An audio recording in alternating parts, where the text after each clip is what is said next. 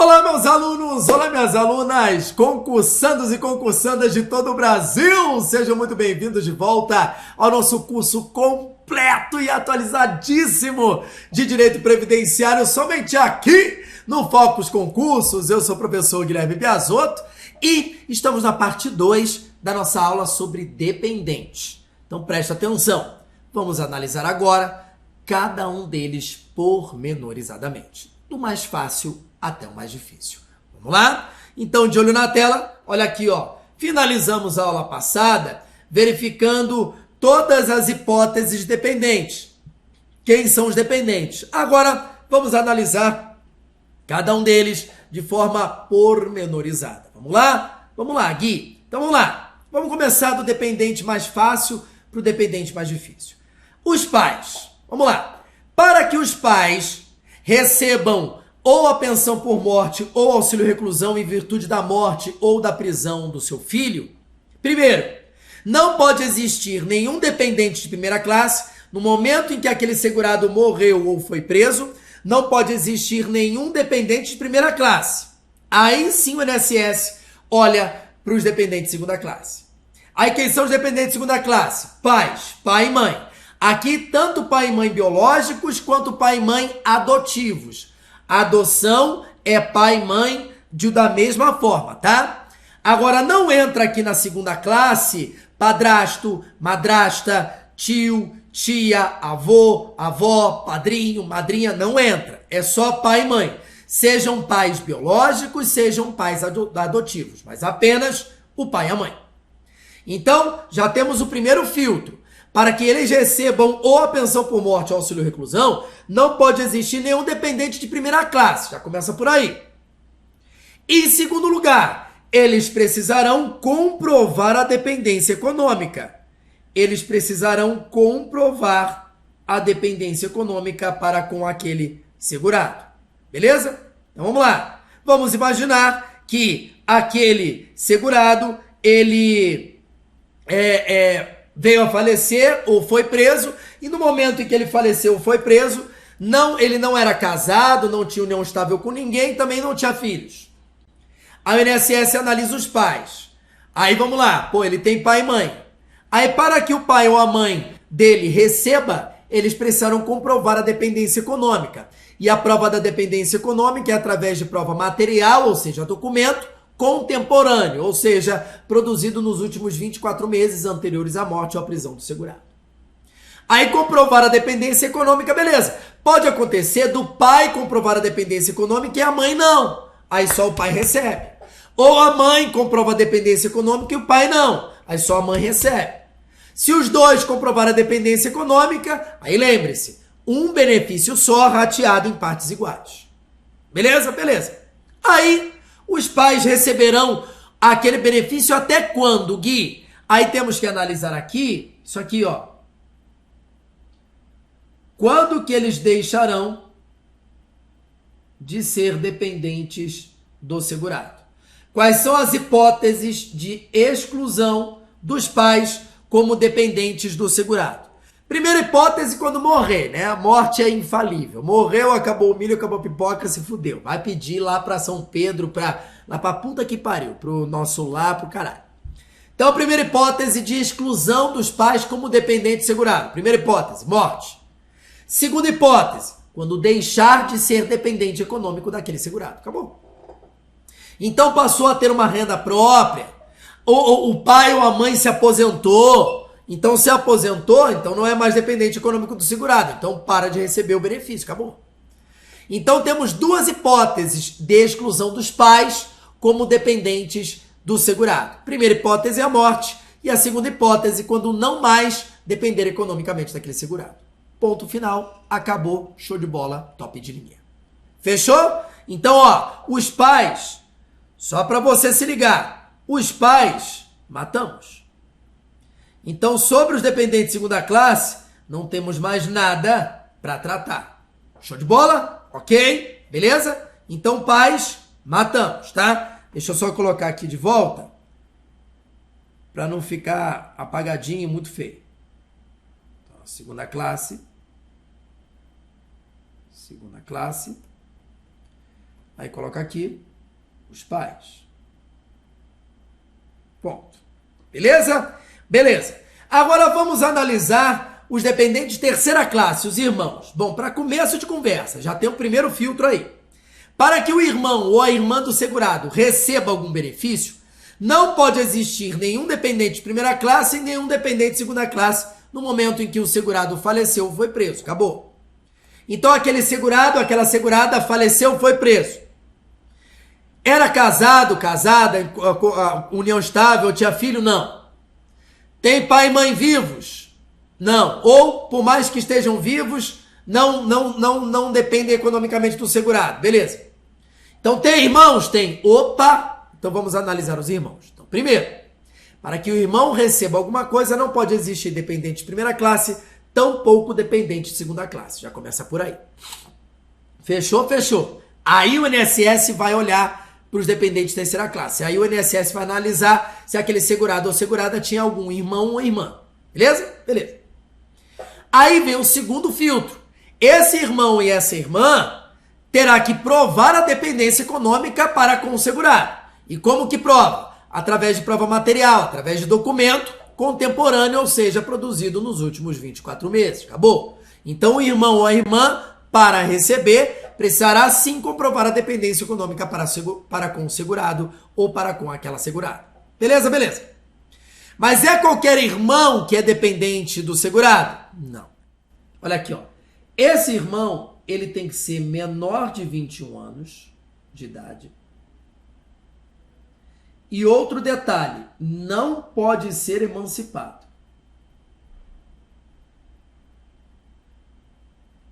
As hipóteses de emancipação, elas estão lá no Código Civil. Aí nós temos a emancipação legal, que são as hipóteses previstas em lei, ou seja, quando toma posse em concurso público, quando é aprovado em concurso público, ou quando entra no ensino superior, quando tem economia própria, aí tem as hipóteses legais lá. Aí temos a hipótese de emancipação parental, quando os pais emancipam os filhos, e emancipação judicial, quando o juiz emancipa aquele menor. Então, esse irmão ou essa irmã tem que ser menor de 21. Se completar 21 anos, não é mais dependente. Acabou. Ah, mas e se esse irmão estiver na faculdade? Foda-se, não mistura pensão alimentícia com pensão por morte.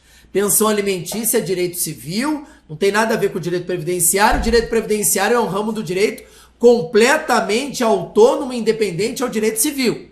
Então, muito embora em que pese, por mais que esse irmão esteja cursando a faculdade, não importa, foda-se. Completou 21, tá fora. Ou, se ele se emancipar antes de completar 21 anos, tá fora também. Então não adianta ter menos de 21 anos. Tem que ser menor de 21 anos e não pode se emancipar. Em hipótese alguma. Se emancipou, tá fora. Fechou? Tranquilo? Então cuidado com isso. Segunda hipótese. O irmão, ele pode ter qualquer idade, mas desde que ele seja inválido. Como assim? E eu não entendi. A invalidez, meus amores, é alguma deficiência física, é algum problema físico, tá? Físico. E se esse irmão for inválido, detalhe, é o irmão que vai declarar que é inválido? Ó, sou inválido, hein? Claro que não, né, caralho? A perícia do INSS atestará, verificará, comprovará se aquele irmão realmente é inválido. Então a invalidez, ela é comprovada perante a perícia do INSS. Não vai achando que basta a autodeclaração que ela para que ela seja suficiente, que não é. Beleza? Então cuidado com isso. Agora, um detalhe importante.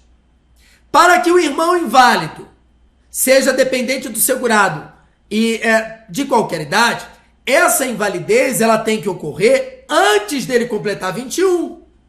Isso é meio que óbvio. Ou antes de se emancipar. Como assim, Gui? Cara, o irmão completou 21. Completou 21, tá fora. Não importa o que vai acontecer com ele daqui pra frente. Foda-se, ele não é mais dependente do segurado. O INSS vai cagar e andar pra ele. O irmão se emancipou aos 15 anos. Meu irmão, se emancipou, tu não é mais dependente do segurado. O que acontecer com você, foda-se, não é problema do INSS. Então, para que o irmão inválido seja dependente do segurado, a invalidez tem que ocorrer antes dele completar 21 ou antes de se emancipar. Então, muito cuidado com isso.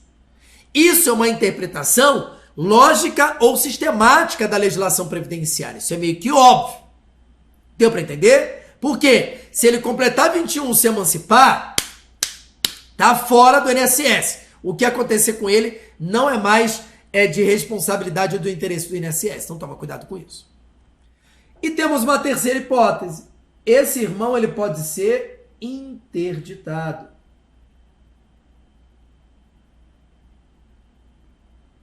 Ou interditada. Como assim, Gui? A interdição, toma cuidado que na legislação previdenciária não aparece essa palavra interditado ou interditada, não aparece. Vai aparecer assim, deficiência mental ou intelectual ou deficiência grave.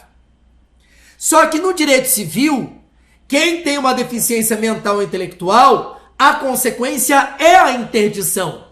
Aí ele é classificado como interditado ou interditada. Deu para entender? Então, ao invés de eu colocar assim, deficiente mental ou intelectual, deficiência grave, ao invés de eu colocar essa expressão gigante, eu coloco interditado. Pronto. Então, a interdição, ela ocorre em virtude de deficiência mental ou intelectual. A invalidez, ela decorre de deficiência física. Toma cuidado com isso. Aí é óbvio. Basta que o irmão se autodeclare interditado? Não. A interdição, ela será atestada, ela será verificada, ela será homologada perante a perícia do INSS. Não basta a autodeclaração. E é meio que óbvio. Para que o irmão interditado seja dependente do segurado, a interdição, ela tem que ocorrer antes dele completar 21 anos ou antes de se emancipar. Aí, enquanto ele for interditado, ele é dependente do segurado. Enquanto ele for inválido, ele é dependente do segurado e ponto final. Deu para entender? Show de bola? Padrão. Então, os irmãos são essas hipóteses aí. Tá no quadro para você. Então, quais são as hipóteses de exclusão dos irmãos? Quando que os irmãos deixam de ser dependentes daquele segurado? Quando que o irmão deixará de ser dependente daquele segurado? Primeira hipótese, quando morrer. A morte é infalível. Acabou o milho, acabou a pipoca, se fudeu. Se fudeu. Então, primeira hipótese, morte. Segunda hipótese, quando não for mais dependente econômico daquele segurado. Então, quando não mais depender economicamente do segurado, se passar a ter uma fonte de renda, então não é mais dependente do segurado para de receber o benefício. Então, segunda hipótese, quando não for mais dependente econômico.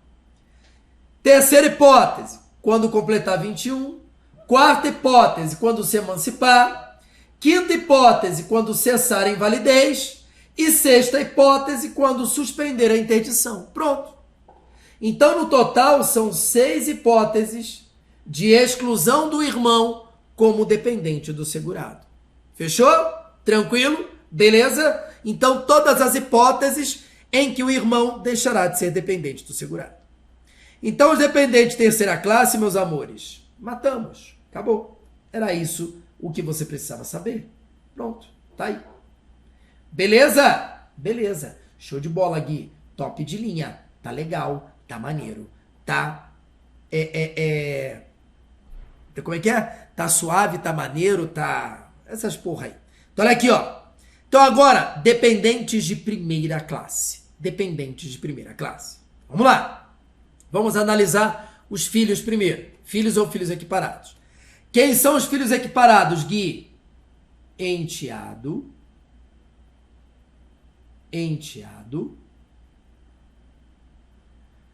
Tutelado. Ou, de acordo com a decisão do Supremo Tribunal Federal,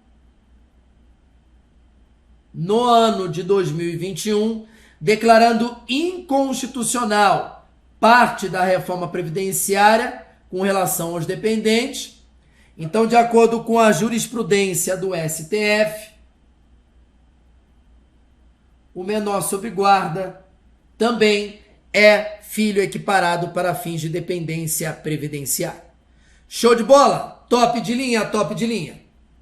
Então, lembrando, os filhos equiparados, e aqui eu vou até pegar aqui, ó, os filhos equiparados, muito embora sejam dependentes de primeira classe, eles precisarão comprovar a dependência econômica para com o segurado. Então, a dependência econômica ela vai ter que ser comprovada. Como? Através de prova material, documento contemporâneo, ou seja, produzido nos últimos 24 meses. Show de bola? Coisa muito linda? Ok? Então, beleza. Filho, o que seria filho? Filho biológico ou filho adotivo? Pronto, isso é filho, filho. Agora, filho equiparado é enteado, tutelado ou menor sob guarda. Beleza? Aí, o filho, ele vai ter direito à cota parte dele como dependente do segurado e não precisa comprovar dependência econômica. Já o filho equiparado, ele terá direito à cota parte dele do benefício do benefício em virtude da morte ou prisão do segurado, desde que comprove a dependência econômica. Mas é qualquer filho ou filho equiparado que terá direito ao benefício? Não. Esse filho ou filho equiparado, ele tem que ser, olha aqui, ó, ele tem que ser menor de 21 anos e mesmo assim não pode ser emancipado. Não emancipado. A mesma coisa do irmão. Se vir a se emancipar, aí deixa de ser dependente do segurado. Segunda hipótese, desde que o filho seja inválido de qualquer idade. E desde que essa invalidez ocorra antes de completar 21 ou antes de se emancipar. E essa invalidez será comprovada, registrada, homologada, verificada perante a perícia do INSS. Ou esse filho pode ser interditado de qualquer idade. Ou interditada. Mas é óbvio, desde que a interdição ela ocorra antes do filho completar 21 ou antes dele se emancipar. E a interdição, não se esqueça, é deficiência mental ou intelectual ou deficiência grave. Ponto. Acabou. Fechou? Então essas são as hipóteses dos filhos para que seja dependente segurado. Aqui, se o filho estiver na faculdade, para com essa porra. O fato dele estar na faculdade, isso vai implicar na pensão alimentícia. Pensão alimentícia é direito civil, não tem nada a ver com direito previdenciário. Aqui são 21 anos e acabou. Completou 21 anos, não tem choro nem vela. O que ele vai ter? Um cantinho do pensamento, um ombro amigo, uma palavra de conforto e um sorriso cínico. É o máximo que ele vai ter, caralho. Pronto. Deu pra entender? Acabou. Então é 21 anos e acabou. Menor de 21. Completou 21 anos, está fora. Top, top. Agora vamos analisar as hipóteses de exclusão dos filhos como dependentes. Exclusão. Quando que os filhos deixarão de ser dependentes daquele segurado? Então vamos lá. Primeira hipótese, quando morrer, né? Morreu, acabou o milho, acabou a pipoca, se fudeu. Segunda hipótese, tá aqui, ó. A segunda hipótese só se aplica para o filho equiparado. Quando o filho equiparado deixar de ser dependente econômico do segurado. Se o filho equiparado passar a ter uma renda que não seja do segurado, então ele deixa de ser dependente do segurado. Demais hipóteses. As demais hipóteses se aplicarão tanto para o filho quanto para o filho equiparado. Ou seja, quando completar 21, quando se emancipar, quando cessar a invalidez ou quando suspender a interdição. Acabou. Então, se o filho ou o filho equiparado completar 21, se emancipar, cessar a invalidez ou suspender a interdição, então será excluído da categoria de dependente do segurado. Não será mais dependente do segurado, simples assim. Show de bola? Então, sobre os filhos, meus amores, matamos. Sobre os filhos, matamos. Não há mais nada do que tratar. Ok, top de linha, tô gostando. Tá maneiro, tá favorável, tá tranquilo, tô gostando, beleza. Então, olha aqui, ó, filho ou filho equiparado, foi. Última hipótese, meus amores. Última hipótese de dependente do segurado. Cônjuge ou companheiro ou companheira. Então, vamos lá. Cônjuge, meus amores, decorre única e exclusivamente do casamento. Então, para se provar que era cônjuge daquele segurado ou daquela segurada, somente com a certidão de casamento. Acabou? Então, para que você seja reconhecido como cônjuge, somente com a certidão de casamento. Ah, Guilherme, eu não casei no civil, mas eu casei perante Deus, perante Obaluaê, perante Oxóssi, perante a Cachoeira de Jesus, perante a Pombagira, perante a puta que pariu. Então vai você para a puta que pariu. Por quê? Porque o seguinte, o que vale é o casamento civil. O casamento religioso, foda-se. Foda-se. Ah, Guilherme, mas eu casei, pô, tinha Santo Daime, tinha um negócio ayahuasca. Foda-se, caralho. Foda-se. O que vale é o casamento civil. Ah, Guilherme, então, a gente, ó, coisa de pobre, ó a raça do inferno. A gente se juntou, a gente ficou amaziado, ó que coisa de pobre, dessas coisas, amaziado. A gente ficou amaziado durante 18 anos. Não é cônjuge, caralho. Cônjuge é tão somente com o casamento, certidão de casamento. Não apresentou certidão de casamento, não é cônjuge. Aí, você pode ser enquadrado na categoria de companheiro ou companheira. Aí sim. Porque a união estável, ela pode ser comprovada ou ela pode ser de fato. A união estável comprovada, a união estável formal, é quando as pessoas, elas vão até um cartório e lavram uma escritura de união estável. Aí beleza, a união estável formal. Então basta apresentar a escritura de união estável, acabou. Gui, nós moramos juntos, tivemos um relacionamento durante anos, babá, mas eu não tenho essa escritura. Então é uma união estável de fato. A união estável de fato é válida para o INSS? É. Mas aí você vai ter que comprovar essa união estável perante o INSS. Como que você vai comprovar? Através de prova material contemporânea, ou seja, produzida nos últimos 24 meses. Então vai juntar um plano de saúde, onde um era dependente do outro, um cartão de crédito, onde um tinha um cartão dependente do outro, conta bancária, bababá. Então você vai ter que provar através de documento contemporâneo, ou seja, produzido nos últimos 24 meses, aquela união estável de fato. Então, a união estável formal, ela é comprovada através de um único documento chamado de escritura de união estável. A união estável de fato, ela é comprovada através de fotos, imposto de renda, documentos contábeis, financeiros, econômicos, contratuais, documentos produzidos nos últimos 24 meses, ou seja, prova material contemporânea. Ponto final. Beleza? Beleza. Então, a diferença de cônjuge para companheiro é essa. Cônjuge é fruto única e exclusivamente do casamento e acabou, e é casamento civil. E a companheiro ou companheira é fruto de uma união estável, seja uma união estável formal ou de fato. Beleza, beleza, beleza. Primeira pergunta, e o ex? Ex é ex, passado é passado. E quem não gostou? Ó, calma. Ex. Quem foi? Olha só, ex é ex, porra. Ex-cônjuge, eu sou não, ex.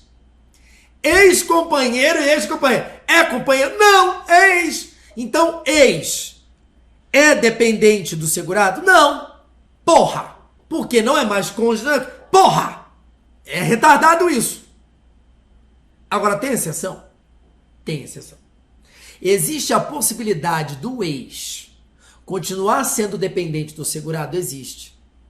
O ex-cônjuge ou ex-companheiro que comprovar a dependência econômica para com o segurado. Acontece muito de um casal se separar e um pagar a pensão alimentícia para o outro. Enquanto eu estiver pagando a pensão alimentícia ao meu ex, à minha ex, ela continuará sendo a minha dependente para fins previdenciários. Toma cuidado com isso.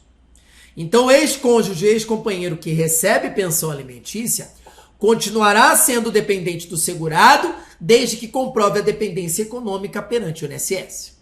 E como que vai comprovar a dependência econômica? Você já sabe. Prova material contemporânea, ou seja, produzida nos últimos 24 meses. Acabou. Beleza. Beleza. Então, cônjuge companheiro é isso. Aí, quais são as hipóteses de exclusão do cônjuge do companheiro? Vamos lá. Exclusão. Quando que o cônjuge ou o companheiro deixa de ser dependente daquele segurado. Primeira hipótese, é infalível, né? Jesus é morte. Ih! Morreu, acabou o milho, acabou a pipoca. Né? O único mal irremediável. Né? A foice da morte veio e te tirou do plano terreno. Né? Aquela coisa linda. Tá bom? Morte. Primeira hipótese, morte. Beleza. Segunda hipótese, separação. Terceira hipótese, divórcio. Quarta hipótese, dissolução da união estável. Quando não tiver mais a união estável, você dissolve uma união estável. Então, primeira hipótese, morte, separação, divórcio, dissolução da união estável. Quinta hipótese, no caso do ex-cônjuge e do ex-companheiro, quando não for mais dependente econômico daquele segurado. Beleza? Sexta hipótese, e aqui, de olho na tela, que aqui vem o detalhe. Ó, vou até colocar aqui, ó. OBS.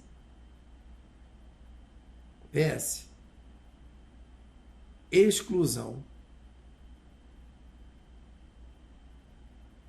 de cônjuge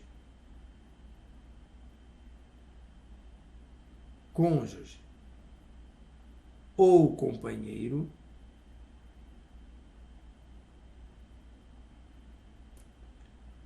ou companheira da categoria de dependente.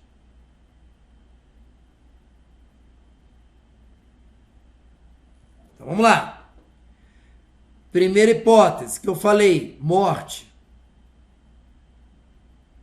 Segunda, separação.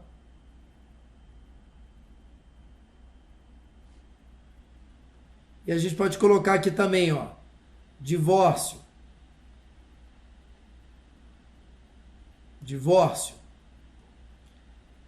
Aqui, dissolução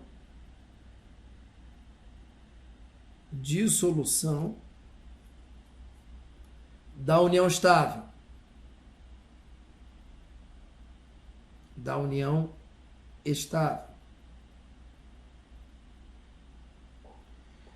Quarta hipótese, 4 meses. Quinta hipótese, após um prazo previsto numa tabela. E última hipótese, quando cessar, deixa eu melhorar aqui, que ficou uma merda. Quando cessar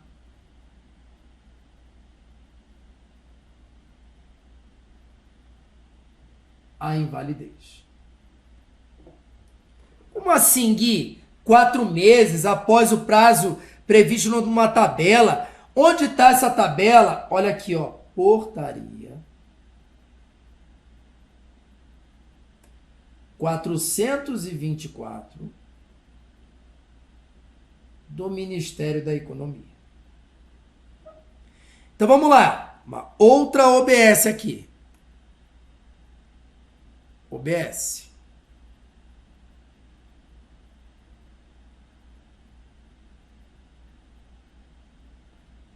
aplicação da tabela. Isso daqui só é válido para cônjuge,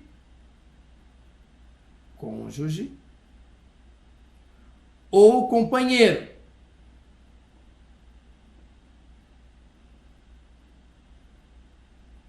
Ou companheira. Isso daqui só se aplica a cônjuge ou companheiro. Porque as hipóteses de exclusão dos filhos nós já vimos. Beleza? Então vamos lá. Se essa tabela não for aplicável, então o cônjuge ou companheiro, ele vai receber o benefício por apenas 4 meses. Ponto final. Deu para entender? Quais são as hipóteses de aplicação da tabela? Primeira hipótese. Olha aqui, ó. Quando? Primeira hipótese. Deixa eu escrever aqui, ó. Canetinha. Primeira hipótese. Quando o segurado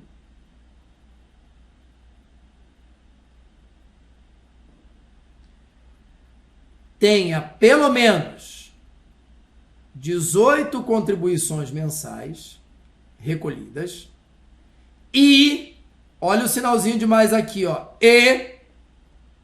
vou até apagar aqui, ó, e estiver casado ou em união estável há pelo menos 2 anos. Casado ou união estável há pelo menos 2 anos. Então, isso daqui vai ser analisado, vai ser cobrado do segurado e não do viúvo ou da viúva. Então, no momento em que o segurado faleceu ou foi preso, ele tinha pelo menos 18 contribuições mensais recolhidas para o INSS? Tinha. Opa, cumpriu o primeiro requisito. E esse segurado, no momento em que ele morreu, foi preso. Ele estava casado ou em união estável com aquele viúvo ou com aquela viúva há pelo menos 2 anos? Estava. Então, cumpriu os 2 requisitos, beleza. Então, eu vou aplicar a tabela a esse viúvo ou essa viúva. Aí, esse viúvo ou a viúva vai receber a pensão por morte ou auxílio reclusão de acordo com o prazo previsto na tabela. Acabou. Então, peraí. Se faltar qualquer um desses 2 requisitos, aí esse viúvo ou a viúva vai receber por apenas 4 meses. Ou seja, no momento em que o segurado faleceu ou foi preso, ele tinha 18 contribuições mensais, mas ele não estava casado ou em união estável há pelo menos 2 anos. Então, o viúvo ou a viúva vai receber a pensão por morte e auxílio reclusão, a cota a parte dele, né? Por apenas 4 meses. Acabou. 4 meses e acabou. Aqui, no momento em que o segurado faleceu ou foi preso, ele estava casado ou em união estável há pelo menos 2 anos. Ele tinha 2 anos de casamento ou união estável. Mas ele não tinha 18 contribuições mensais para o INSS. Opa, então o viúvo ou a viúva vai receber a pensão por morte ou auxílio reclusão por apenas 4 meses. Acabou. Então, para que essa primeira hipótese seja aplicável, eu preciso do cumprimento desses 2 requisitos aqui, ó. Desse aqui e desse aqui. Eu preciso dos 2. Deu para entender? Show de bola? Então, cuidado com isso. Segunda hipótese de aplicabilidade da tabela ao cônjuge ou companheiro. Segunda hipótese. Quando o cônjuge ou companheiro,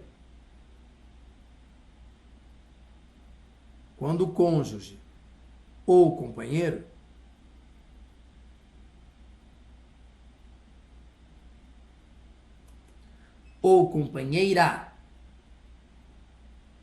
for inválido. É óbvio que essa invalidez ela deverá ser atestada, comprovada, homologada perante a perícia do INSS. Então, esse cônjuge ou esse companheiro, para que a tabela seja aplicável ou aplicável a ele ou a ela, aí ele precisará ser inválido antes da morte ou da prisão do segurado. Então, o cônjuge ou companheiro era inválido, né?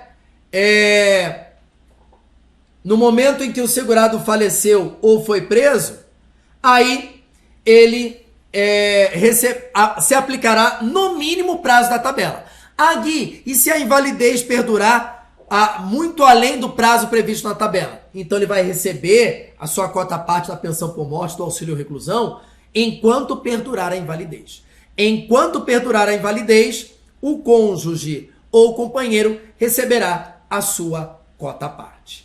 Deu para entender? Show de bola? Coisa muito linda? Ok? Belezinha? Então, cuidado com essa hipótese com relação à segunda aplicabilidade da tabela ao cônjuge e companheiro. Terceira hipótese. Se o segurado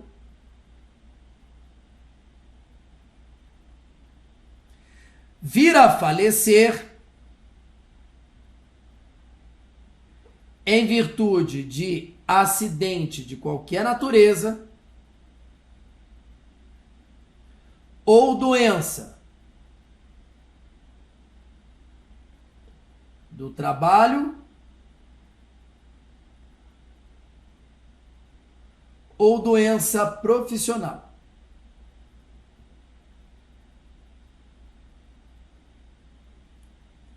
Então, se o segurado faleceu em virtude de acidente, e acidente é um infortúnio, é um fato completamente imprevisível, a INSS não vai prejudicar o viúvo ou a viúva. Aí se aplicará a tabela a ele automaticamente. Ou se o segurado veio a falecer em virtude de doença do trabalho ou doença profissional, também se aplicará a tabela ao cônjuge ou companheiro, ao viúvo ou à viúva, automaticamente. Coisa muito linda, show de bola? Então, muito cuidado com essa terceira possibilidade do cônjuge ou do companheiro ter a tabela aplicada a ele, independentemente do cumprimento dos requisitos por parte do segurado. Show de bola? Gui, e essa tabela? De olho na tela, vem comigo. Agora sim. Olha aqui, ó. Vamos lá. Se o viúvo ou a viúva tiver menos de 22 anos de idade, aí ele vai receber a pensão por morte e auxílio reclusão por 3 anos. Se o viúvo ou a viúva tiver entre 22 e 27 anos de idade, aí receberá a pensão por morte e auxílio reclusão por 6 anos. Se o viúvo ou a viúva tiver entre 28 e 30 anos de idade, aí receberá o benefício por 10 anos. Se o viúvo ou a viúva tiver entre 31 e 41 anos de idade, aí receberá o benefício por 15 anos. Se tiver entre 42 e 44, receberá por 20 anos. E se tiver pelo menos 45 anos de idade ou mais, aí receberá até morrer. Então toma cuidado. O período de recebimento, isso aqui é recebimento, ó. Recebimento.